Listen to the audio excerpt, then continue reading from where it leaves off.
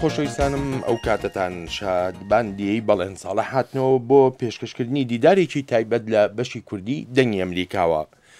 ڕابەری کۆماری ئیسلامی ئێران ئایەتوڵڵا عەلی خامنەئی ئاگاهی دەدا کە واشنگتن جێی متمانە نییە. ئەم ڕاگەیانەی ئایەتوڵڵا خامنەئی کە خاوەنی دوا بڕیارە لە کۆماری ئیسلامی ئێراندا پاش داوای ژمارەیە لە کاربەدەستانی پێشوو و یاسادانەرانی وڵاتە یەکگرتووەکانی ئەمریکا لە سەرۆک ئۆباما تا ڕێبازێکی دیپلۆماسیانەی هەبێ لەگەڵ حەسەن ڕۆحانی سەرۆکی هەڵبژێراوی ئێراندا. ئێران پشت بەچی ئەم دژایەتی ڕۆژاوا دەکات لە دەمێکدا هەروادی و کاریگەریەکانی فشارەکان وە سزانێونەتەوەیەکان لە ناو کۆماری ئیسلامی ئێراندا زیاد دەبێت. لێرەدا ئۆپۆزیسیۆنی ئێرانی بەگشتی دەتوانێت چی بکات تا بتوانێت متمانەی ڕۆژاوا بەدەست بێنێ. ئەی ئۆپۆزیسیۆنی کورد لە ڕۆژهەڵات چ ئەرکێکی نوێ دەکەوێتە ئەستۆ لە پاش دەست بەکاربوونی حەسەن ڕۆحانی. جا عەزیزانم بۆ وەڵامدانەوەی ئەم پرسیارانە و ژمارەیە پرسیاری تریش میوانداری بەڕێز مەنسووری ئەزیزی ئەندامی کۆمیتەی ناوەندی حزبی دیموکراتی کوردستانی ئێران دەکەین. کاک مەنسوور زۆر سپاسی ئامادەبوونتەکەم. ئێران بە چ توانایەکەوە دەتوانێت بەرەنگاری ڕۆژئاوا ببێتەوە و هەموو پەیوەندیەک لەگەڵ ڕۆژئاوادا ڕەت کاتەوە. من پێم وایە ئەو لێدوانەی ئایەتوڵڵا خامنەئی کە داوێتی و دەڵێ واشنگتن جێی متمانە نییە، ئەمە ڕەتکردنەوەیکی هەموو پرەنسیپەکانی پەیوەندیە لەگەڵ وڵاتە یەکگرتووەکانی ئەمریکا. ڕژیمی کۆماری ئیسلامی ئێران هەر لە سەرەتای هاتنە سەرکاریەوە بە پێی شناختێک کە لە ڕێژیمی پێشخۆی واتە ڕژیمی محەممەد ڕەزا شای پالەوی و پەیوەندیەکانی ئەو دەمی لەگەڵ ڕۆژئاوا هەبوو، بە باوەڕی من هەر ئەو دەم پلان و استراتیژی خۆی هەبووە، ئەویش خستوێتێ دووتوێ یا چوارچێوە و قەوارەی ئیدۆلۆژیەکی ئیسلامی تەشەیوعی و بیستوێتی ئەو ئیدۆلۆژیە بۆ پاراستنی خۆی و ئەو نیزامەکە هەیە لە منتەقەدا واتە ڕۆژهەڵاتی ناوەڕاستە پەرە پێبدا و هەمیشە ڕژیمی کۆماری ئیسلامی ئێران ڕژیمی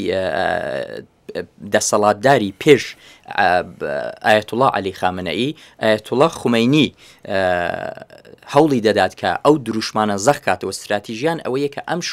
شۆڕشی بە قەوڵیوان کۆماری ئیسلامی ئێران پەرە پێبدا بینێرێت بە قەوڵ سادری کات بە وڵاتانی دیکە، وەک دەزانی لە ناوچەدا لە بەحرین، لە لوبنان، لە عێراق، لە وڵاتانی تر، لە یەمەن، لە خودی عەربستانی سعودی پێرەوانی مەزهەب یا ئاینی ئیسلام و مەزهەبی شیعە لەوانە هەن. استراتیژی ئەوان ئەوە بۆ هەر لە سەرەتاوە کە ئەم شێوە فکرە بڵاوکەنەوە. ئەو شێوە فکرە ئێستا چۆتە ئەگەر لە زمانی دەسەڵاتی عوسمانی و سەفەویدا بە شێوەیەک کێبەرکەی نێوان دوو ئیمپراتۆری بووە، ئێستا بەرژەوەندی ڕۆژئاوا وڵاتانی جیهانیشی تێهاتووە گەمەکە قورستر بووە. بۆیە بۆ ئەوان هەم پاراستنی خۆیان لە بەرابەر ڕووخانێکی زیاتر یا کوشارێکی زیاتر لەلایەن ڕۆژئاوا یا هەر دەسەڵاتێکە لە دژایەتی بێ لەگەڵیان و ئەو دەمی شەڕ عێراق و ئێران بۆ ئێستاش کە باڵانسەکان گۆڕاون ئەمە لەسەر ئەو بنەمایە بووە. ئەمە ئەوەی کە ڕەتکردنەوەی عەلی خامنەئی زۆرجار لە خوتبەکانی نوێژی جومعەیدا کە نمونەی هەیە لە ماسمێدیادا باسی ئەوەی کردووە کە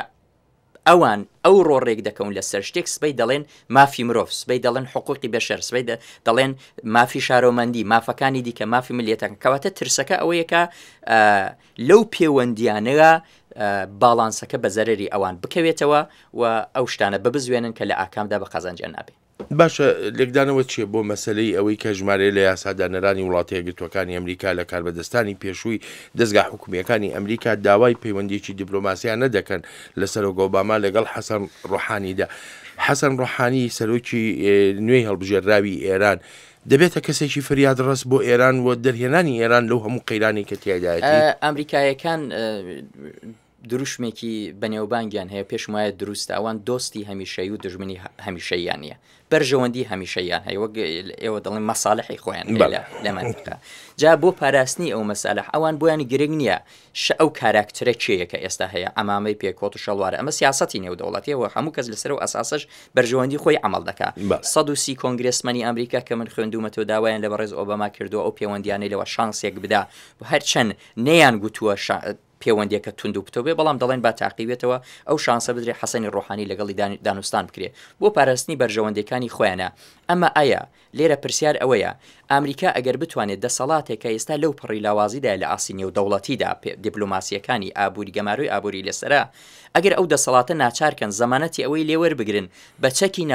ناوچی نەگات هەوڵ نەدابەوە قراردادێکی نێودەوڵەتی لەسەر هەبێت بۆ ئەوان ئاسانترە یا ئەگەر سبینێ وڵاتێکی دموکراتیک بێتەکایەوە لەوێدا خەڵک بڕیاردەری ئەسلی بن ئەو دەم دەبێت چۆن لەگەڵ شتەکان بەرەو ڕوو کاک منسووری زۆر بە کورتی پێم بڵێ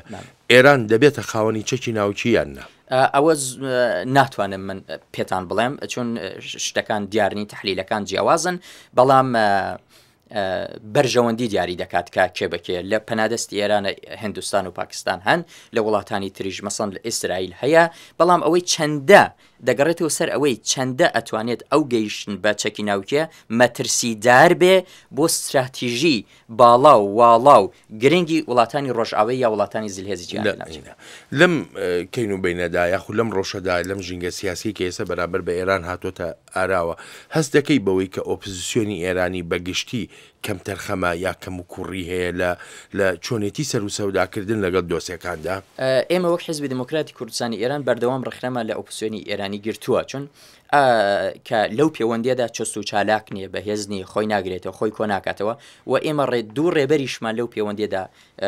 قوربانی داوە دکتۆر قاسملو یەکێک لەوانە بوو کە کاراکتری ئەسلی دەتوانێت بۆ کۆکردنەوەی ئۆپۆزیسیۆنی ئێرانی و ڕژیمی ئێران جەمەی باش دەزانی دکتۆر سادقی شەرەفکەندی کە برلین شەید دەکرێت هێز و پرستیژێکی تایبەتی هەیە بۆی بتوانێت هەوڵی دەدا سیاسەتەوە بۆ ئۆپسیۆنی ئێرانی کۆکاتەوە ئەوە نیشانەی هەوڵدانی ئێمەیە بۆ ئەوەی کە ئەو لاوازیە کە لە ئاستی خواردایە لە چوارچەوەی ئۆپسیۆنی ئێرانیدا بیهێنێتە سەرەوە بەهێزی بکە ئەمە ئەوانیش هەستەکەم بەهۆی ئەو بارودۆخی کە ئێران هەیەی مەسلەی کەمایەتیە نەتەوەیەکان کە من پێم وانێ من لە کوردستان کەمایەتی نیم زۆری نەم لەوێ وڵاتی خۆمە بەڵام ئەوان وای تعبیر دەکەن و مەسلەی عەرەبەکان بەلوچەکان داهاتووی ئێران پێدەچێت کۆمەڵێک مەترسی بۆ ئەوانش دروست کرد بێت لە ئەگەری هاتنەکایی هەر ئاڵوگۆڕێکە ئێران لەوانەیە بەرەو بارودۆخێکی تر بچێت عەرەبەکان وڵاتی عەرەبی دەتوانە هاندەری مەسایلی نەتەوەی خۆیان بن لە ئێران کورد ئەوڕۆ لە باشووری کوردستان کە دەسەڵاتێکی وە خەریکە قەوارەیەک ئیدی کورد لەوە دەرچوو وەک کارتێک بە کەڵکی بێنی پێدەچێت باڵانسەکە بگۆڕێ بە زەرری ئەوانە بۆیە ئۆپسیۆنی ئێرانی جگە لەوەی کە استراتیژێکی تایبەتی تا ئێستا وەک فارسەکان دەڵێم نەی بوو لە پەیوەندی لەگەڵ سیاسەتی مەرکەزا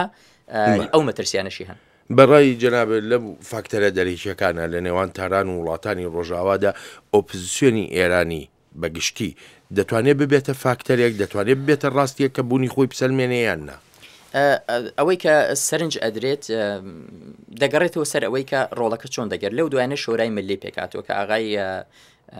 ڕەزا پەهلەوی یا کوڕی محەممەد ڕەزا پەهلەوی بەڕێوەبەریتی دەکات و لە لایەکی دیکەشوە فکرێکی دیکە هەیە کە لایەنی سکولار دموکراتەکان لە ئێراندا ئەویش ئەتوانێت هەموو نەتەوەکانیش بگرێتەوە ئەم پێک هاتانن کە ئێستا باسی لەسەر دەکرێت کە چۆن بتوانن شێوە حرەکەتێک دروستکەن ئەو لایەنانەی کە دروست بوونە بتوانن لە فەزایەکی تەواو هەم لیبرال هەم پلۆراڵە لە دەوریە کۆ ببنەوە تەرحدا ڕێژن ئەوەی کە چەندت دەتوانن ئەو کارە بکەن دەگەڕێتەوە سەر یەک بەرژەوەندی خودی ئەمریکا دوو شێوەی کارکردی ئەوان سێ زمانەتی ئەوەی کە لە داهاتووە چۆن بتوانین کارەکان دابشکەین بە تەوافق بگەین تا تەوافقە تا ڕێکەوتنانە نێتە پێشێ من تۆزێک بە دووری دەزانم کە بتوانێت بێتە ئەو کارکتەری جەنابەت دەتەوێت ئەی ئۆپۆزیسیۆنی کوردی یعنی ئێمە کە باز لە ئۆپۆزیسیۆنی ئێرانی دەکەین بمانێ و نەمانێ ئۆپۆزیسیۆنی کوردیش بەشێکە لێی ئۆپۆزیسیۆنی کوردی هەتا ئێستا چی توانیوە بیکە لە ناساندنی خۆی و دۆسیەکەی خۆی لە ڕۆژهەڵاتی کوردستانێ بە وڵاتانی ڕۆژاوا بەگشتی و وڵاتی یەکگرتووەکانی ئەمریکاش بە تایبەت کە باس لە ڕۆژهەڵاتی کوردستانیان کوردستانی ئێرانەکەن بێگومان کە لە ئاستی نێودەوڵەتیا باسی دەکەن ئیدی ئەوە نیە باسی بەشێکی کورد بکرێ لە شوێنێکە چون بەرژەوەندیەکە ئەو جۆگرافیە تایبەتی کە ئێستا لە کوردستان هەیە کاریگەری هەیە لەسەر هەموو بابەتەکان بۆیە پێم وابێت کورد ئێستا پارتە کوردەکان لە ڕۆژهەڵاتی کوردستان لە ئاستێکی بەرزان نزیک بوونەتەوە پێکەوە هەموو شتەکانیان نەپێکاوە جاران یەک مارکسی بوو یەک لێنینسی و یەک باوەڕی بە ماو سێدۆنکە بوو یەک ئیدئۆلۆژی ئیسلامیە بوو یەک دموکرات یەک چەپ بوو ئێستا لەسەر سیستمێکی تایبەت بۆ ڕۆژهەڵاتی کوردستان بە باوەڕی من زۆرینەی نزیک بە گشتیان یەکن بەڵام لە خاڵەکاندا کە دەبێت داڕێژێ سیستمی بۆ دانی ئۆرگانیزەی بکەی لەوانەیە بە هەموو شتێک نەگەیشت بن بەڵام من ئاوات خوازم وەک حزبی دموکراتی کوردستانی ئێرانیش هەم لە کۆنگرەدا هەم لە دوایین پلۆنومدا پێمان وایە دەبێت هەوڵی بەرچاو بدەین بۆ نزیکبوونەوەی زیاتر وای خستنەوەی زیاتری ماڵی کورد ئەم نزیکبوونەوە زیاترە ئەم یەکخستنەوەی ماڵی کورد لە ڕۆژهەڵاتی کوردستانێدا بۆ هەتا ئێستا نهاتوۆتە ئاراوە ئێمە لە بەشی کوردی دەنگی ئەمریکا لێرە لەگەڵ زۆرێک لە گەورە کاربەدەستان و ئەندامانی سەرکردایەتی یا دەفتەری سیاسی لایەنەکانی ڕۆژهەڵاتی کوردستان مساحەبەت دەکەین ینی کاتێک قسە و باز دێتە سەر مەسەلەی نزیکبوونەوەی ئۆپۆزیسیۆنەکان هەر هەموو لەم منبەرانەوە دەڵێن بەڵێ هەمومان لەگەڵ نزیکبوونەوەین بەڵێ هەمومان لەگەڵ ئەوەدان کە بەرەیەکی کوردستانی پێک بێ بەڵێ هەمومان لەگەڵ یەکگرتنەوەی لایەنەکان بۆ نمونە حزبی دیموکراتی کوردستانی ئێران دەبێتە دوو بەش کۆمەڵەکان پێم وایە سە چوار بەشن ینی جیابوونەوە زۆرانەی لەناو ئینەکان بەڵام لەسەر زەمین ئێمە ئەو شتە هەستی پێ ناکەین ئەو هەنگاوانە نین بووە ینی گرنگەوەیە کە تۆ لەو قۆناغی کە ئەو شتانت بێنە پێشە کێشە دەبێ هەمیشە دروست بێت کێشە دێتە پێشێ بەڵام ئەوەی کە گرنگە لەو کێشانە چۆن بتوانانی شتێکی لێ ساوسکەی دووبارە باری بێنیتەوە من عرضم کرد یەک خاڵ لەو پەیوەندیدا چۆتە پێشێ نزیکایەتی فکرێکە هەیە ئەوە یارمەتی دەرێکی ئەسڵی دەبێت ئەمە ئەوەی دەگەڕێتەوە سەر خودی ئێمە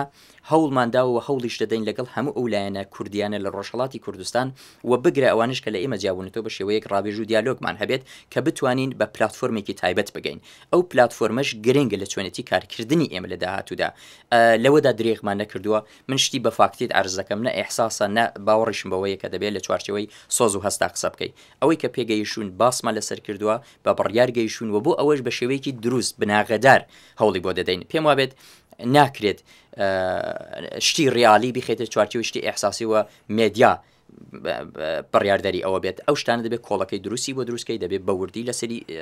سەرنجت هەبێت لەسەری وە نەتیجەکە بدەیتەوە کاک منسووری یاری داوای لێبوردنەکەم کات هەرەوەندەم و دامەدا بەڵام ئەمان دەکەمە دواپرسیارم ئەو پرۆسەی کە جەنابەت ئاماژەی پێ دەکەیت و کە دەڵی دەستی پێکردووە لە ڕووی نزیکبوونەوەی هزر و بیر و ئایدیاکانەوە لە نێوان لایەنەکانی ڕۆژهەڵاتی کوردستانێدا چەندە دەخایەنێ کاتێکی دقیقت نازانم پێ بدەم بەڵام بارودۆخ ناتوان پێ بەڵام بارودۆخەکە دیاری دەکات و پێشم وایە ئێمە باوەڕمان وایە پرۆسەیەکی درێژخاین کە زەمانەتی کارێکی